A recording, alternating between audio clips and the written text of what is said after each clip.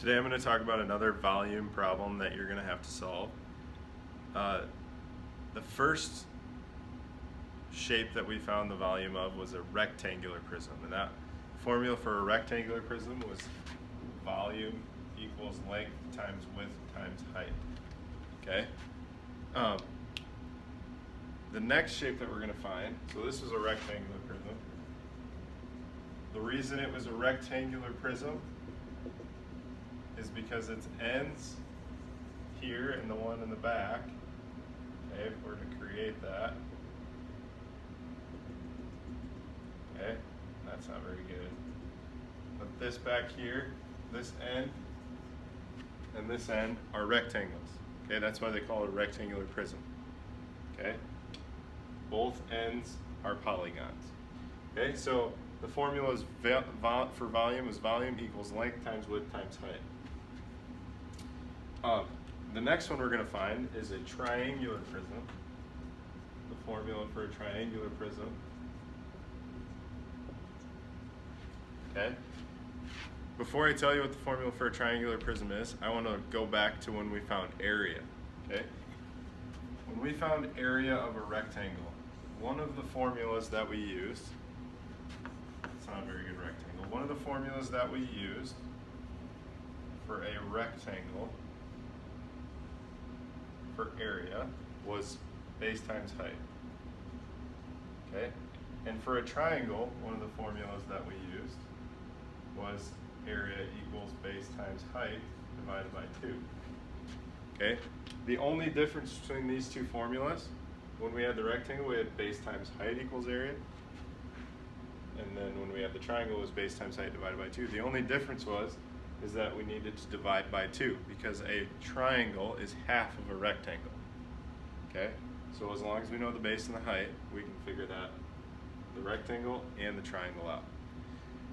So when you find the volume of a triangular prism, it's the same thing. The formula is length times width times height divided by 2 because it's half of a rectangular prism. Okay, it's half of a rectangular prism.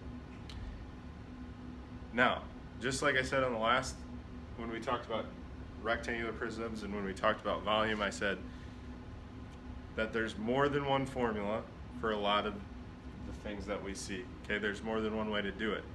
I'm simply choosing what I think is one of the more simple ways and what should make the most sense to you. Okay, but if you look up how to find the volume of a triangular prism, you're going to see maybe a different formula.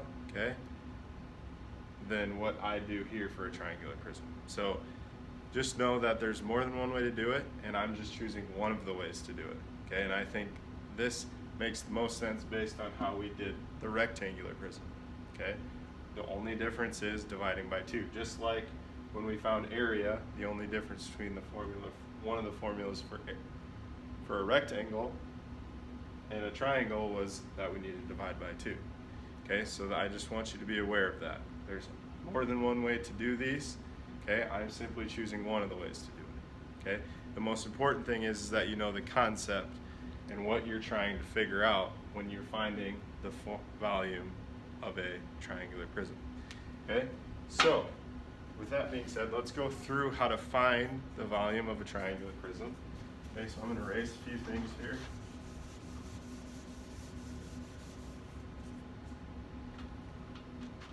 Okay, so we need to know the length, the width, okay, and that's usually the bottom, okay, I think of it as the bottom of the rectangle. So the length and the width would be, let's just say it's 10 and 4, okay, so the length is 10 units, and let's put centimeters, okay, centimeters. We also need to know the height, so the height is what goes from the bottom of the shape all the way to the top of the shape.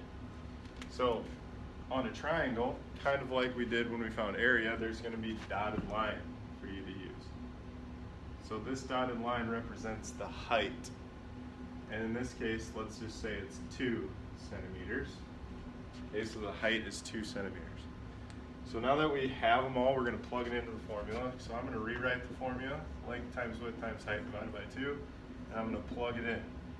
10 times 4, length, width, and my height is 2, divided by 2.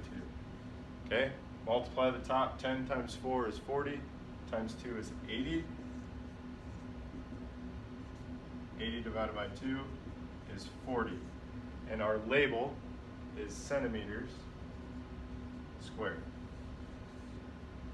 Centimeters squared. Okay, so that's how you use the formula for a triangular prism.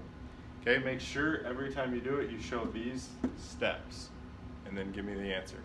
Don't forget a formula. Oh, sorry, I screwed up on the label.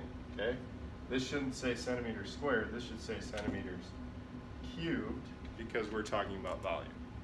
Okay, glad I caught that. So the answer is 40 centimeters cubed because we have 3 dimensions when we find volume. Okay, but don't forget each of these steps.